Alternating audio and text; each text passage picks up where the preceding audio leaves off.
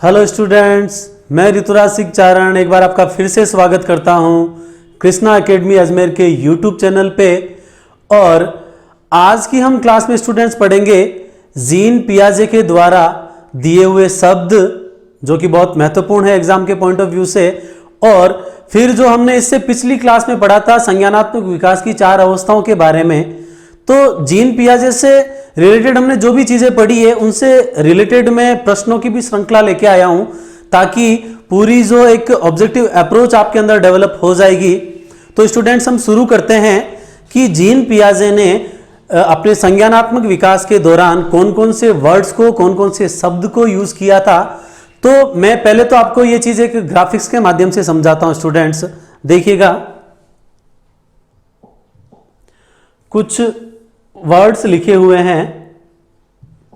देखो, मैंने टाइटल भी दे रखा है यहां पर, वर्ड्स गिवन बाय जीन पियाजे, कि भाई जीन पियाजे ने कौन कौन से वर्ड्स दिए हैं। देखो, ये नाम इंग्लिश में इसलिए लिखे हुए हैं क्योंकि टर्मिनोलॉजी आप इंग्लिश में याद करोगे तभी आपको याद होगी। मैं एक एक करके आपको इन पॉइंट्स का मीनिंग भी समझाता जाऊंगा, साथ ही साथ हिंदी नाम भी मैं यहां पर लिखता जाऊंगा। स्टूडेंट्स देखिएगा, यहां पर एक नाम लिखा हुआ है एसिमिलेशन। क्या नाम लिखा हुआ है? एसिमिलेशन। एसिमिलेशन को स्टूडेंट्स हम हिंदी में कहते हैं आत्मसातीकरण। क्या कहते हैं हम इसको? आत्मसातीकरण। अगला वर्ड आ रहा है स्टूडेंट्स इक्विलिब्रियम। इक्विलिब्रियम को हम कहते हैं साम्य धारण। अभी मैं आपको इन पॉइंट को एक्सप्लेन करके भी बताऊंगा, एक बार आप देख लो। अगला नाम लिखा हुआ है अकोमोडेशन। अकोमोडेशन को हम स्टूडेंट्स कहते हैं समंजन। क्या कहते हैं हम इसको? समंजन। अगला नाम आ रहा है स्कीमा। स्कीमा तो वर्ड आपका सुना हुआ ही है, एक नाम है स्कीमा और एक इसी का ही पार्ट आता है स्कीम्स। बहुत महत्वपूर्ण है, यहां से एग्जाम में बहुत बार क्वेश्चंस भी आया हुआ है। अगला वर्ड स्टूडेंट्स आपके आता है एनिमिज्म। मैंने एक्सप्लेन करके बताया था, फिर से यहां पढ़ने की जरूरत नहीं होगी। एनिमिज्म को हम क्या कहते हैं? जीववाद। अगला नाम आ रहा है ईगोसेंट्रिज्म, जिसको हम हिंदी में क्या कहते हैं? अहम केंद्रिता। एक्सप्लेन करके बता चुका हूं। तो जो वर्ड नए आ रहे हैं उन्हीं को मैं आपको एक्सप्लेन करके बताऊंगा। अगला वर्ड देखिएगा स्टूडेंट्स, अगला नाम आ रहा है अडेप्टेशन। एक्सप्लेन कर चुका हूं। अडेप्टेशन का मतलब होता है अनुकूलन, यानी वातावरण के अनुसार अपने आप को ढाल लेना, यानी समायोजन करने की बात किसमें कही जाती है? आपके अनुकूलन में। और अगला नाम आपके आ रहा है डिसेंट्रेशन, जिसको हम क्या कहते हैं स्टूडेंट्स? विकेंद्रण। मैंने आपको बताया था जब 4 अवस्थाएं पढ़ी थी कि डिसेंट्रेशन का मतलब होता है केवल एक ही एस्पेक्ट पे ध्यान केंद्रित कर देना, मल्टीपल एस्पेक्ट के बारे में नहीं सोचने की बात, या एक ही एस्पेक्ट पे सोचने की बात को हमने नाम क्या दिया था? डिसेंट्रेशन। और अडेप्टेशन को स्टूडेंट्स हमने नाम क्या दिया है? अनुकूलन। ठीक है ना? तो अब इनमें से देखो अपने कौन से नाम बचे हैं जिनको एक्सप्लेन करना है। तो मैं आपको बता दूं स्टूडेंट्स, स्टार्टिंग के जो 4 नाम हैं और सबसे महत्वपूर्ण जो है, जो अवस्थाओं के अलावा अलग से जिनके बारे में जीन पियाजे से क्वेश्चन पूछा जा सकता, वो ये 4 नाम ही हैं। इनको मैं स्टूडेंट्स आपको एक्सप्लेन करके बता देता हूं। ठीक है ना? तो देखिएगा, मैंने इसका भी एक अलग से आपके ग्राफिक्स तैयार किया। सबसे पहले तो जीन पियाजे द्वारा दिए गए शब्द कौन कौन से हैं। तो यहां से ऐसा क्वेश्चन आ सकता है कि कौन सा शब्द जीन पियाजे ने नहीं दिया था। ये आप तब कर पाओगे जब आपको सारे ये नाम आपको अच्छे से याद होंगे। पहले आप इसका एक बार अच्छे से स्क्रीनशॉट ले लीजिएगा।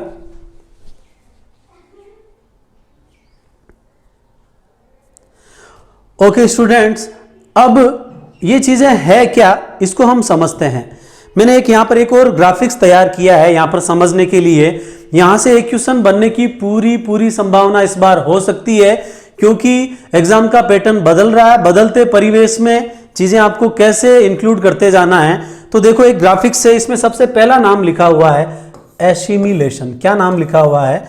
एसिमिलेशन। तो इसको आपको समझना है कैसे, मैं आपको बता देता हूं। सबसे पहली चीज तो स्टूडेंट्स यही है कि एसिमिलेशन का मतलब होता है किसी चीज को ग्रहण किया आपने उस चीज को क्या किया? आत्मसात कर लिया। ठीक है? अब कोई नई चीज उसके अंदर आप ऐड कर रहे हो, कोई नया ज्ञान आप उसके अंदर जोड़ रहे हो, तो नई चीज को ऐड करने का या नया ज्ञान को इंक्लूड करने का जो संबंध होता है स्टूडेंट्स, वो किससे होता है? एसिमिलेशन से होता है। कैसे, मैं आपको बताऊं। जैसे कि कोई एक छोटा बच्चा है, ठीक है, तो उसने एक डॉगी को देखा, एक कुत्ते को देखा, तो उसके माइंड में एक कॉन्सेप्ट डेवलप हुआ कि भाई 4 पैरों वाला जो जानवर होता है वो क्या होता है? कुत्ता होता है, ठीक है ना। तो ये डेटा उसके माइंड में सेट हो गए। अब कुछ दिनों बाद में उसी बच्चे ने एक भेड़ को देखा, तो भेड़ के भी 4 टांगे होती है, वो देख के उसके माइंड में ये चीज आती है कि भाई 4 टांगे तो ये भी क्या है? कुत्ता है, ठीक है ना। तो अब वहां पर क्या हुआ? एक नई चीज उसके अंदर ऐड हुई। देखो कैसे, मैं आपको बताता हूं।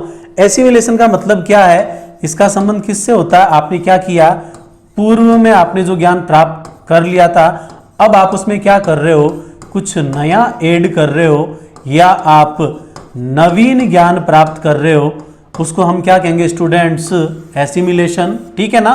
तो एग्जाम में आपको लैंग्वेज देखनी है कि जहां पर भी ऐड करने की बात आए, नया जोड़ने की बात आए, उसका संबंध किससे होगा स्टूडेंट्स?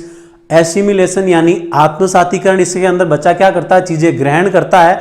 तो बच्चे ने ग्रहण की, मैंने आपको एग्जांपल दिया डॉगी का, उसके माइंड में कॉन्सेप्ट डेवलप हुआ, लेकिन फिर उसने क्या देखा? वहां पर भेड़ देखा, लेकिन भेड़ को भी वो क्या समझ रहा है? कुत्ता समझ रहा है, क्योंकि कॉन्सेप्ट क्या डेवलप हो चुका था कि भाई 4 टांगों वाला प्राणी को उसने नाम क्या दिया था? डॉगी।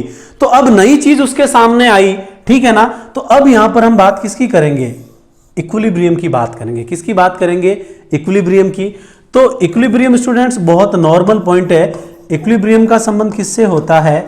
बैलेंस से होता है, या संतुलन की जो स्थिति होती है उसको हम क्या कहते हैं स्टूडेंट्स? इक्विलिब्रियम, या हिंदी में इसको क्या कहा जाता है? साम्य धारण। आपने पढ़ा होगा केमिस्ट्री के अंदर भी कि जहां पर फॉरवर्ड और बैकवर्ड रिएक्शन या अग्र और प्रतीप अभिक्रियाओं का वेग जहां पर बराबर हो जाता है उसको हम क्या नाम देते हैं? रासायनिक साम्य। तो उसी प्रकार यहां पर भी हम बात किसकी करेंगे? बराबर का मतलब यहां पर हम संतुलन की बात करेंगे। किसकी बात करेंगे हम यहां पर? बैलेंस या संतुलन का जो संबंध होता है स्टूडेंट्स, वो किससे होता है? आपके इक्विलिब्रियम से होता है, ठीक है ना। अब संतुलन बच्चा कब करता है?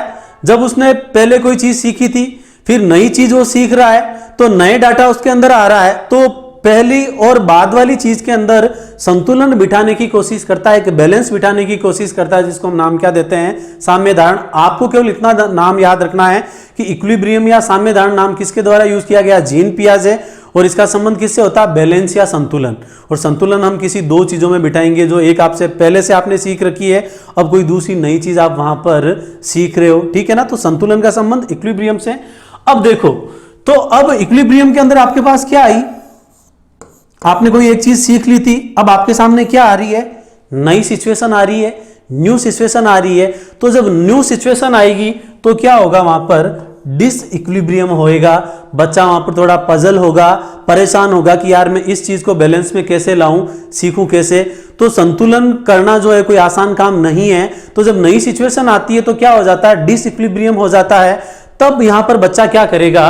उन चीजों के बीच में तालमेल बिठाने की कोशिश करेगा, उनको मॉडिफाई करेगा, उनको चेंज करेगा, उनको कन्वर्ट करेगा, जिसको हम स्टूडेंट्स नाम क्या देते हैं? अकोमोडेशन नाम देते हैं, या इसी को हम क्या कह सकते हैं? समंजन कह सकते हैं। यानी समंजन का जो सीधा सीधा संबंध होता है स्टूडेंट्स, वो किससे होता है? मॉडिफिकेशन से होता है। किससे होता है? मॉडिफिकेशंस। इसी को हम क्या कह सकते हैं? बदलाव कह सकते हैं, या परिवर्तन कह सकते हैं। आजकल तो आपने देखा होगा लोग बुलेट वगैरह या जो ये जीप वगैरह होते हैं उनको भी मॉडिफाई करवाते रहते हैं। तो मॉडिफिकेशन की जो बात है स्टूडेंट्स, वो आपके किस में की जाती है? समंजन या अकोमोडेशन में। या इसी को ही हम एक और नाम दे सकते हैं स्टूडेंट्स, और वो नाम आपके क्या हो सकता है? एडजस्ट करना, या एडजस्टमेंट करना, या समायोजन करने की जो बात है उसको भी हम क्या कर सकते हैं स्टूडेंट्स? अकोमोडेशन कह सकते हैं। कैसे? मैं आपको एक और एग्जांपल बताता हूं, फिर से मैं आपको इसको रिपीट भी करूंगा ताकि आपको अच्छे से समझ में आ जाए। देखो, जैसे कोई एक बच्चा है, उसने क्या किया? एक उड़ते हुए पक्षी को देखा, तो उसके माइंड में एक इमेज क्रिएट होगी कि भाई पक्षी उड़ता है। फिर उस बच्चे ने क्या देखा? एरोप्लेन देखा। तो एरोप्लेन को भी बच्चा क्या बताता कि ये बर्ड है, ठीक है ना। ऐसा क्यों? क्योंकि उसने एसिमिलेट किया था उसने एसिमुलेट किया था, उसके माइंड में एक स्कीमा बन गया, एक ज्ञान का एक पैटर्न उसके माइंड में बन गया कि भाई उड़ने वाली चीज जो होती है वो क्या होती है, आपके पक्षी होती है। अब वो एरोप्लेन को भी क्या बता रहा है, बर्ड बता रहा है। लेकिन फिर उसको कोई दूसरा इंसान उसको समझाता है या उसकी मां के द्वारा बताया जाता है कि जो बर्ड है वो सजीव होता है और ये जो चीज उड़ रही है वो निर्जीव है और ये क्या है, एरोप्लेन है, ठीक है ना। तो जैसे ये नई चीज आई उसके माइंड में, तो बच्चे को क्या हुआ, न्यू सिचुएशन ने उसके माइंड में क्या उत्पन्न की, डिसइक्विलिब्रियम उत्पन्न किया। फिर उसने दोनों चीजों के बीच में क्या किया, इक्विलिब्रियम किया, उनको बैलेंस में लेके आया और फिर जाके उसकी जो पुरानी मानसिकता थी, उसके जो पुराना जो स्कीमा था, उसके अंदर क्या आया, बदलाव आया और नया कॉन्सेप्ट क्या डेवलप हुआ कि जो उड़ती हुई चीज है वो बर्ड होने की बजाय क्या है, एरोप्लेन है। तो पुराने स्कीमा में परिवर्तन या पुरानी विचारधारा में मॉडिफिकेशन या बदलाव करना या समायोजन करना, एडजस्टमेंट की जो बात है वो स्टूडेंट्स किसमें की जाती है, अकोमोडेशन यानी समंजन में। तो यहां पर क्वेश्चन की लैंग्वेज क्या हो सकती है, या तो मॉडिफिकेशन की बात यहां पर करेगा या फिर बैलेंस की बात किसमें करेंगे, इक्विलिब्रियम में बात करेंगे। और नई चीजें क्या करेगी, डिसइक्विलिब्रियम करेगी। कोई भी नई चीज ऐड करने की बात है वो किसमें होगी, आपके एसिमिलेशन में होगी। और इसकी लैंग्वेज क्या हो सकती है स्टूडेंट्स, पुरानी स्कीमा या प्री एग्जिस्टिंग स्कीमा में क्या करना, परिवर्तन करना जो है वो आपके क्या कहलाएगा, अकोमोडेशन कहलाएगा। देखो स्टार मार्क कर रहा हूं मैं यहां पर, क्वेश्चन की लैंग्वेज यहां से हो सकती है या फिर यहां से हो सकती है और या फिर कहां से हो सकती है, यहां से। एक बार फिर से एक्सप्लेन कर देता हूं, नई चीज ऐड करोगे उसका संबंध किससे होगा, एसिमिलेशन आत्मसातीकरण से। बैलेंस या संतुलन की बात इक्विलिब्रियम या साम्य धारण से। और पुराने प्री एग्जिस्टिंग स्कीमा में या पुरानी स्कीमा में जो चेंज होगा, जो मॉडिफिकेशन या जो बदलाव होगा उसको हम क्या कहेंगे, संतुलन या अकोमोडेशन, या उसको नया नाम हम एडजस्ट या एडजस्टमेंट भी हम यहां पर कह सकते हैं। आप इसका अच्छे से स्क्रीनशॉट ले लो, स्टार मार्क की हुई चीजों को ढंग से आप याद करना। मैंने आपको सारी चीजों को एक एक एग्जाम्पल के तौर पे एक एक पॉइंट को बारीकी से एक्सप्लेन किया है ताकि आपको बिल्कुल भी क्रैमिंग की जरूरत ना पड़े स्टूडेंट्स। ओके, आप स्क्रीनशॉट ले लो।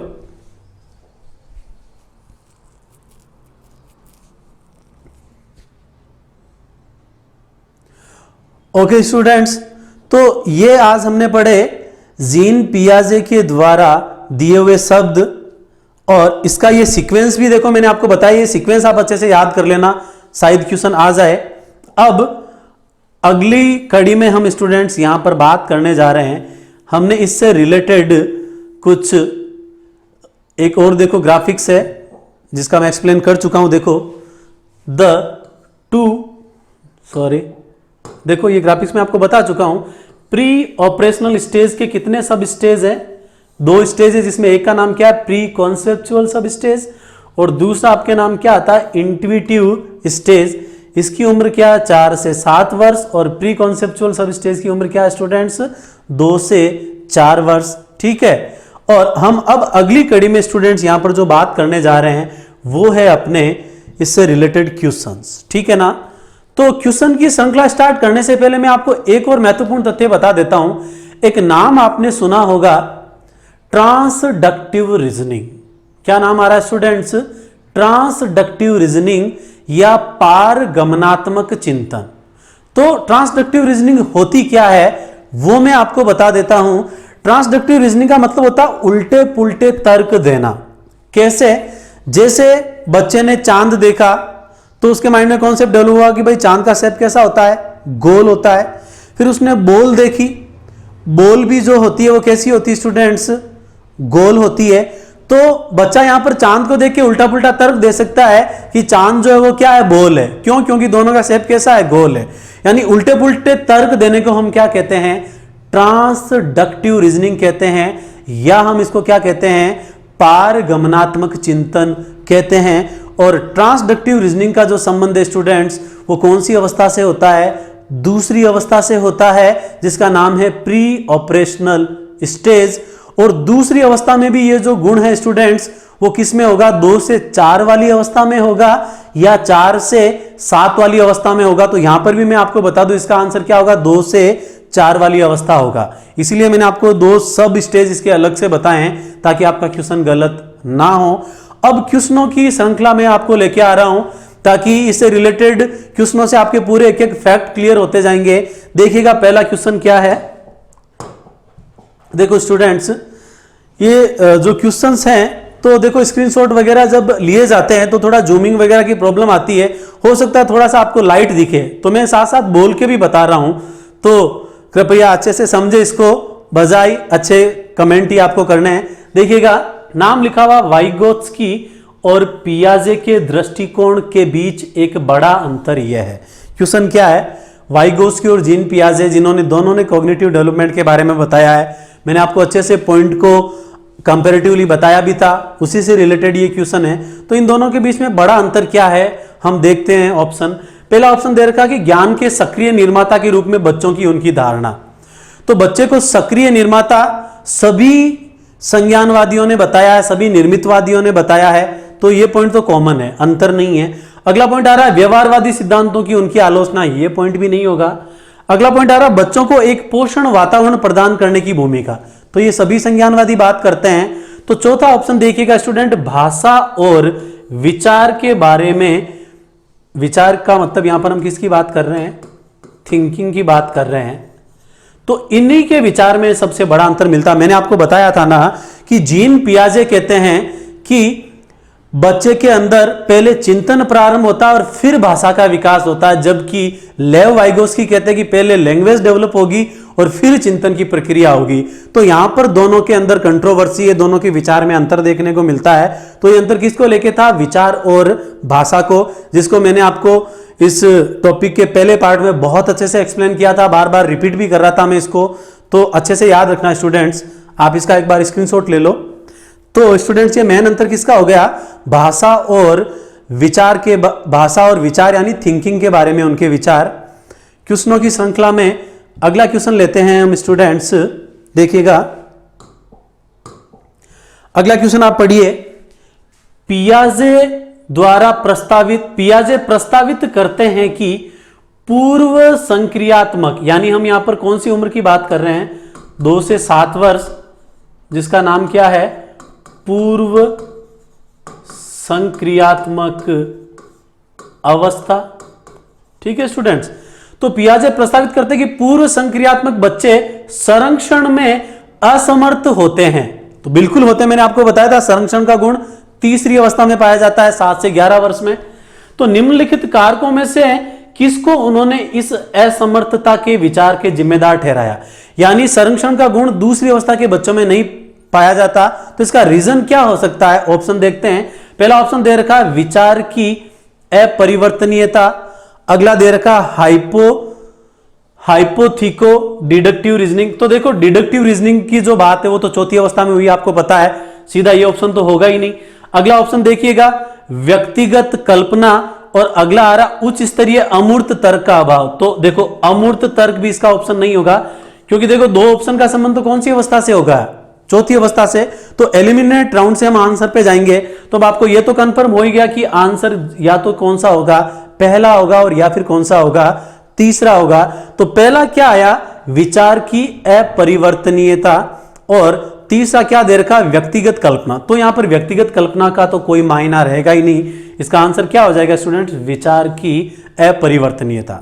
मैंने आपको बताया था ना कि संरक्षण के अंदर एक एग्जाम्पल बताया था कि जो बच्चे होते हैं, एग्जाम्पल दिया था ना कि छोटे बच्चे जिसमें एक को बड़ा कप दिया है और एक को बाउल में दूध डाल के दिया है, दोनों में मतभेद हो जाता है कि भाई दूध ज्यादा किसका है। तो उनके विचारों में क्या है, वहां पर अपरिवर्तनीयता है। वो मास और वॉल्यूम का जो कॉन्सेप्ट है वो साइज और शेप के साथ चेंज हो रहा है या नहीं हो रहा है, इसको बच्चा डिटरमाइन नहीं कर पा रहा। किस उम्र में, 2 से 7 वर्ष में, जो कि आगे जाके कब डिटरमाइन करेगा, 7 से 11 वर्ष वाली अवस्था में।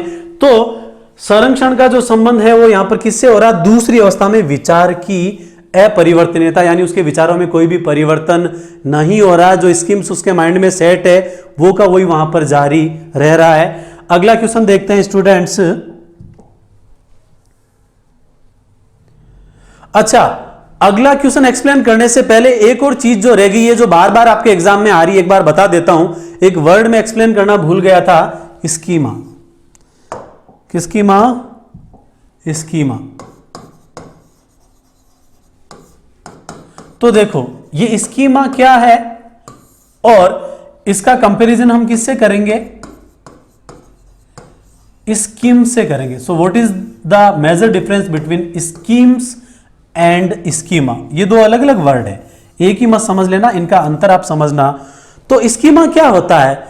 Schema is called fix pattern of behaviour, या इसको हम ऑर्गेनाइज्ड पैटर्न ऑफ बिहेवियर भी कह सकते हैं, या किसी का कार्य करने का व्यक्तिगत तरीका या ढंग भी हम इसको कह सकते हैं।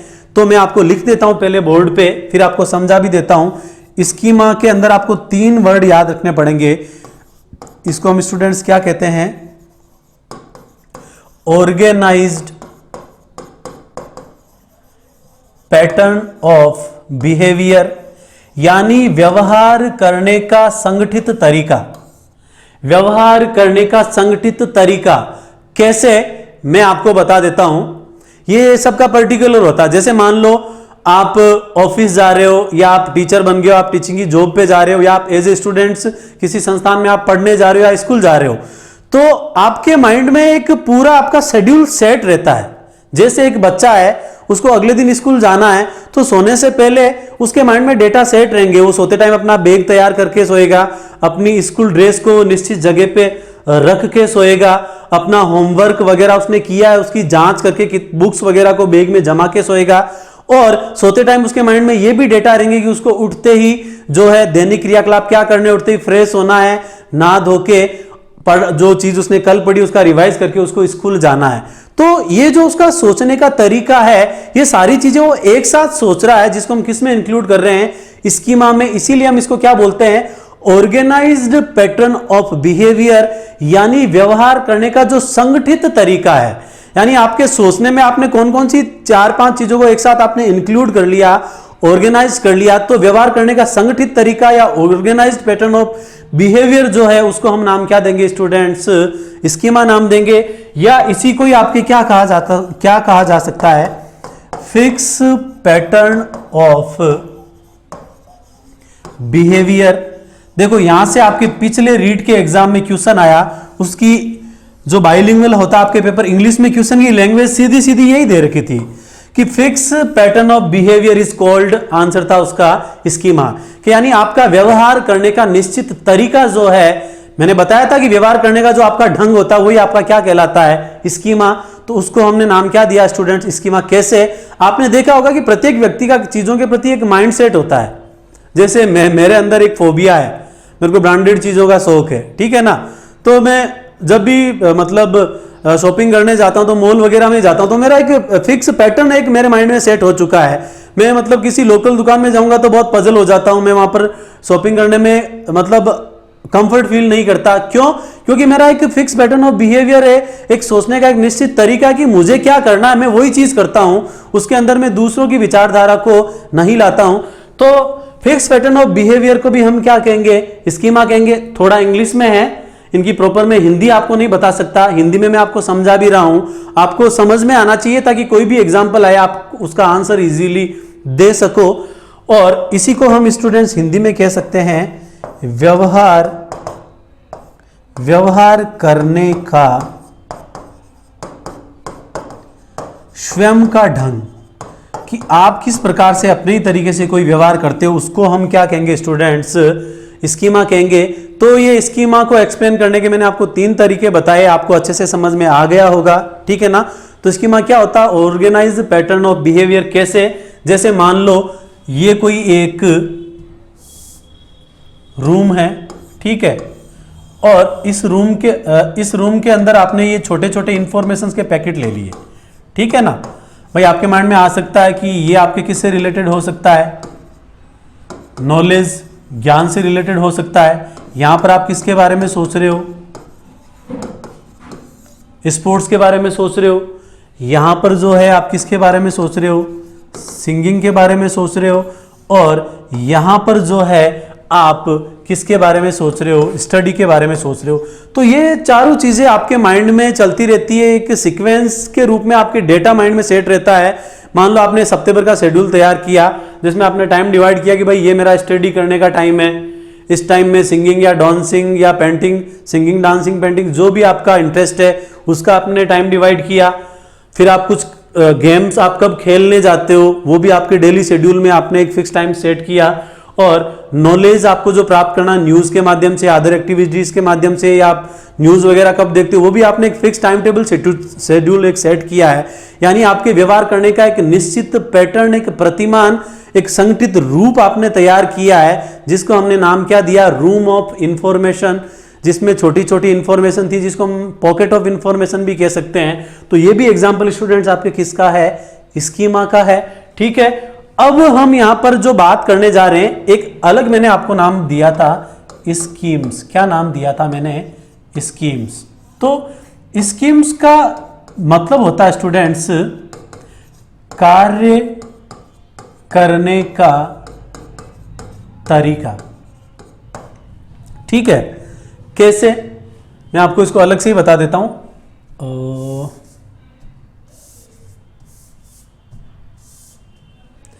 आप एक बार इसका अच्छे से स्क्रीनशॉट ले लीजिएगा स्टूडेंट्स।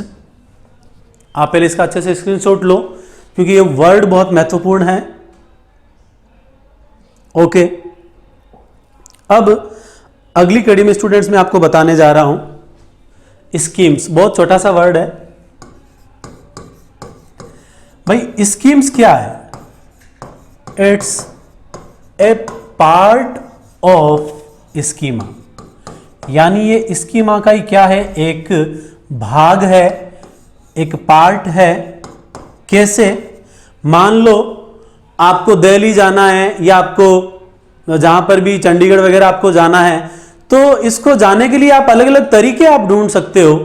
आपके तरीके अलग अलग हो सकते हैं, जैसे कि आप सोचते हो कि भाई मैं बाई एयर जाऊं या बाई ट्रेन जाऊं, बाई बस जाऊं या बाई कार जाऊं।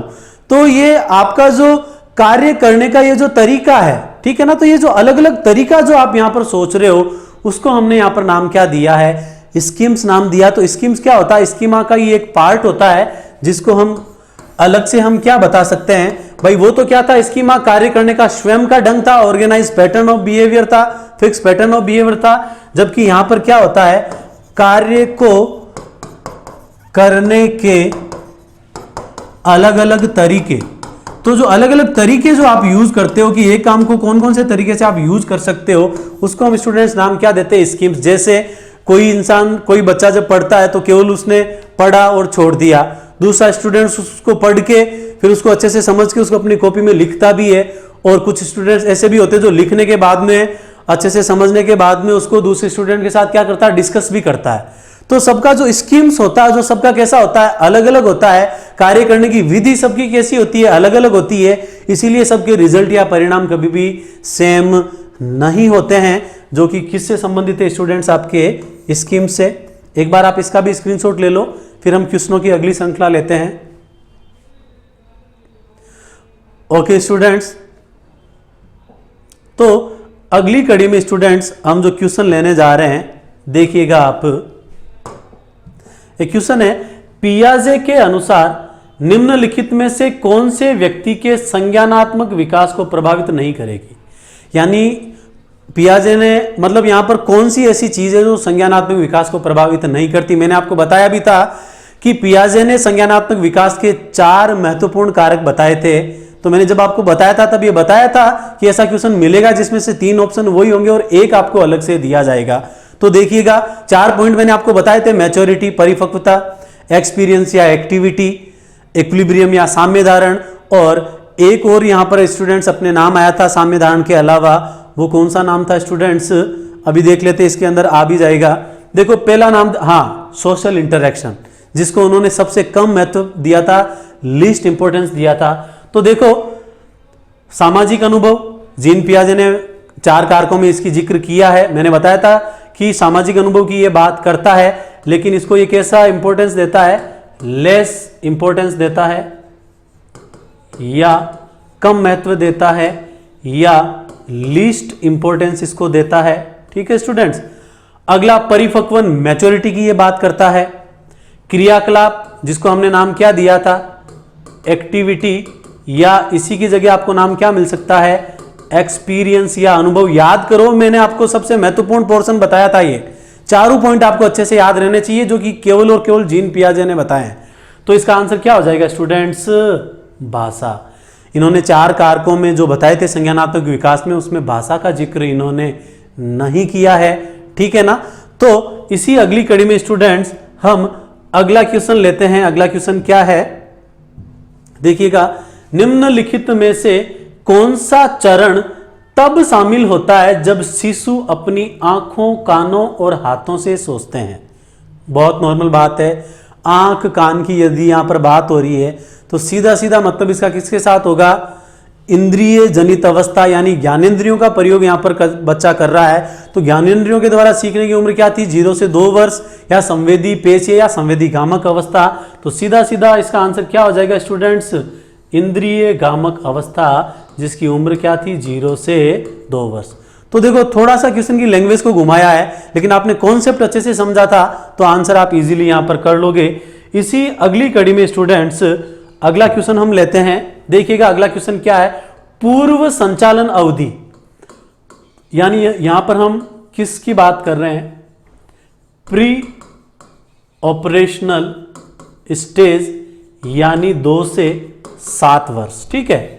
पूर्व संचालन अवधि में आने वाली संज्ञानात्मक क्षमता क्या होती है, तो हमने इसकी बहुत सारी विशेषताएं पढ़ी थी। यहां पर ऑप्शन में क्या दे रखा देखते हैं। पहला आ रहा परिकल्पनात्मक निगमनात्मक चिंतन। तो देखो यहां पर आपका पूरा रिवीजन हो रहा है, ये नहीं होगा क्योंकि परिकल्पनात्मक यानी हाइपोथेटिकल थिंकिंग की बात हमने अमूर्त चिंतन या औपचारिक चिंतन अवस्था में की थी। निगमनात्मक चिंतन यानी डिडक्टिव रीजनिंग, इसका संबंध भी किससे था, औपचारिक संक्रियात्मक अवस्था यानी चौथी अवस्था से। तो वापस रिवीजन भी हो रहा है। अगला आ रहा अमूर्त सोच के लिए क्षमता, यह भी नहीं होगा, इसका संबंध भी कौन सी अवस्था से था, चौथी अवस्था से था। अगला आ रहा लक्ष्य निर्देशित व्यवहार की क्षमता। तो लक्ष्य निर्धारण का पर्टिकुलर किसी स्टेज से साथ कोई संबंध नहीं होता है, तो यह भी इसका आंसर नहीं होगा। इसका सीधा सीधा आंसर क्या हो जाएगा स्टूडेंट्स, दूसरों के दृष्टिकोण को समझने की योग्यता। तो यह पॉइंट आपने विकास की अवस्था में भी पढ़ा होगा।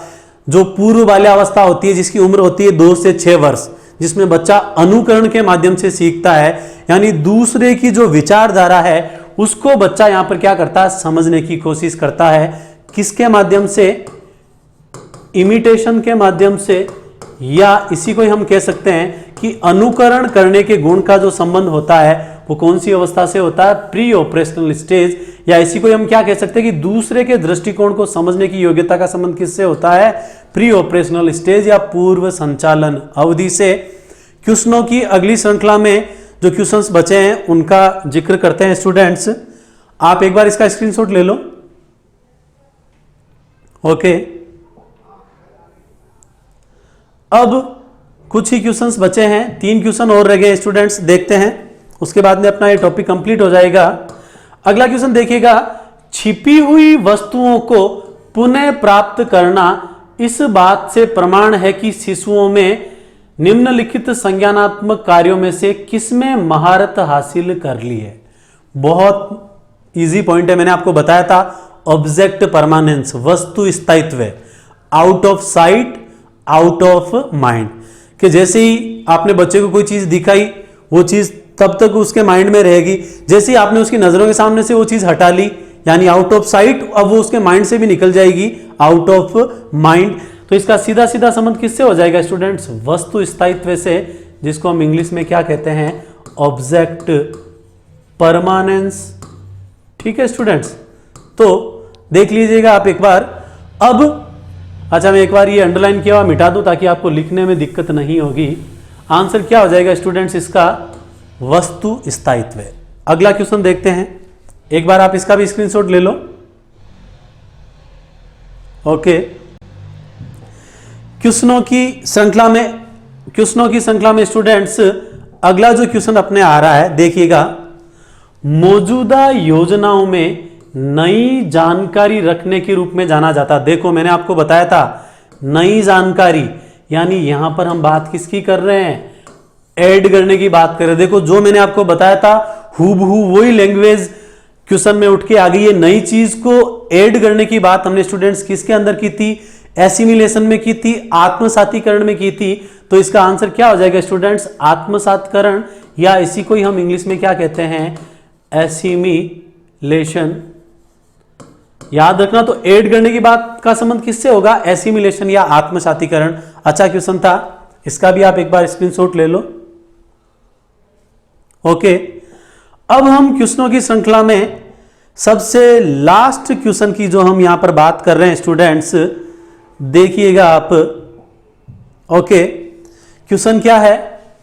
भाषा विकास के संदर्भ में निम्नलिखित में से किस क्षेत्र को पियाजे द्वारा कम करके आंका गया? देखो थोड़ा सा लाइट दिख रहा है, ये तो मैं बोल रहा हूं, उसको आप अच्छे से सुन के लिख लेना। एक बार क्वेश्चन रिपीट कर रहा हूं, आप राइट डाउन कर लेना अपनी कॉपी में। भाषा विकास के संदर्भ में निम्नलिखित में से किस क्षेत्र को पियाजे द्वारा कम करके आंका गया है? ठीक है ना? तो देखो यहां पर हम उस चीज की बात नहीं कर रहे कि उन्होंने जो 4 फैक्टर बताए उसमें सबसे कम किस पॉइंट को आंका था, ये भूल मत कर देना। ठीक है ना? क्वेश्चन की लैंग्वेज अलग है, यहां पर ये भाषा विकास में किसको कम आंका गया है उसकी हम बात करते हैं। तो देखिएगा पहला ऑप्शन आ रहा आनुवांशिकता, बिल्कुल इसका कोई मतलब नहीं होगा। ठीक है, अगला आ रहा है स्टूडेंट सामाजिक संपर्क, ये आपको सबसे कंफ्यूज करेगा। ठीक है ना? लेकिन ये भी इसका आंसर नहीं है। अगला आ रहा है आपके अहम केंद्रित भाषा, तो अहम केंद्रित कोई भाषा होती ही नहीं है, तो सीधा सीधा आंसर क्या हो जाएगा? बच्चे द्वारा क्या करना? सक्रिय रचना करना। बच्चे द्वारा क्या करना? सक्रिय रचना करना। ओके सॉरी, क्वेश्चन की लैंग्वेज वापस पढ़ो। ये कह रहा कि पियाजे द्वारा किसको सबसे कम आंका गया है, तो बच्चे द्वारा सक्रिय रचना करने की बात, इसकी तो हम यहां पर बात करेंगे ही नहीं। वापस से मैं आपको ये एक्सप्लेन करके बताता हूं स्टूडेंट्स, आप ढंग से देखिएगा, क्वेश्चन को एक बार ढंग से पढ़ो। क्या दे रखा है? भाषा विकास के संदर्भ में निम्नलिखित में से किस क्षेत्र को पियाजे द्वारा कम करके आंका गया है? ठीक है ना? तो इसके अंदर स्टूडेंट्स एक नाम आ रहा है आपके अहम केंद्रित भाषा, तो वास्तव में ऐसी कोई भाषा यहां पर होती ही नहीं है, तो इसका आंसर सीधा सीधा क्या आ जाएगा? अहम केंद्रित भाषा। ठीक है ना? बाकी सारे पॉइंट आ रहे, देखो आनुवांशिकता आ रही है, सामाजिक संपर्क का भी भाषा विकास में रोल होता है, और बच्चे द्वारा सक्रिय रचना करने की जो बात है उसका भी संबंध किससे होता है? भाषा में। तो सीधा सीधा नेगेटिव वर्ड आपको दिख रहा है, अहम केंद्रित भाषा को इन्होंने क्या दिया है? सबसे कम महत्वपूर्ण स्थान दिया है। आशा करता हूं आपको एक एक पॉइंट अच्छे से समझ में आया होगा। यहां पर यह ध्यान रखना, जीन पियाजे ने जो 4 पॉइंट बताए थे, 4 कारक बताए थे, उसमें सबसे कम या लेस इंपॉर्टेंस किसको दिया था? सामाजिक संपर्क को। संज्ञानात्मक विकास के 4 कारकों में से क्वेश्चन में यह नहीं पूछ रहा, क्वेश्चन में क्या पूछ रहा है? भाषा विकास में सबसे कम किस चीज को आंका गया है? तो इसका आंसर क्या आ जाएगा स्टूडेंट्स? अहम केंद्रित भाषा। और ये जो टॉपिक है आपका कंप्लीट हो चुका है, एक बार आप इसका स्क्रीनशॉट ले लो। ओके, तो स्टूडेंट्स हमने जीन पियाजे के संज्ञानात्मक विकास के सिद्धांत को बहुत बारीकी से, बहुत डिटेल के साथ एक्सप्लेन किया है, ताकि एक एक क्वेश्चन आपके माइंड में क्लियर होते जाए, आपका कॉन्सेप्ट यहां पर डेवलप किया है। आशा करता हूं इससे आने वाले क्वेश्चंस 2 से लेकर 3 भी हो सकते हैं, जो कि आप सही करके आएंगे। Okay, thanks. मिलते हैं फिर नई कक्षा में नए टॉपिक के साथ, नई एनर्जी के साथ। अलविदा।